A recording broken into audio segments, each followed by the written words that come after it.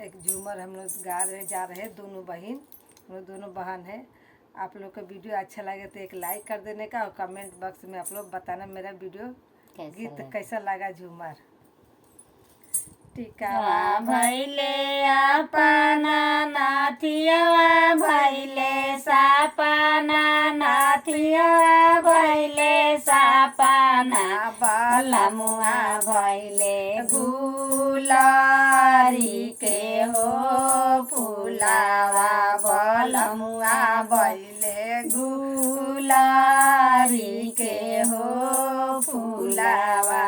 होके देहु गुलारी के फुलावा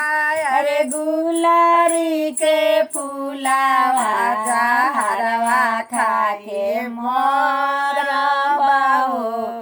पातर पियावा जहरवा खाके मरबा हो पातर पियावा काहे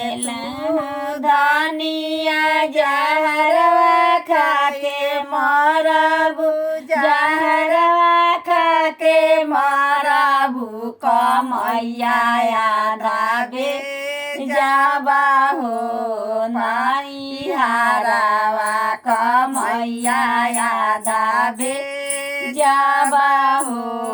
नाई हारावा कमैया आधाबे जाबा हो नाई हारा आगे लागो बजर पर तोहारा कमाई में अरे तोहारा कमाई में समैया आधा बीतला हो नैया जहनिया आधा बीतला हो नैया जवनिया आधा बीतला हो नैया चुनरी भैले अपना लहंगवा भैले सापना लहंगवा भैले सापना बलमुआ भैले गुलारी के हो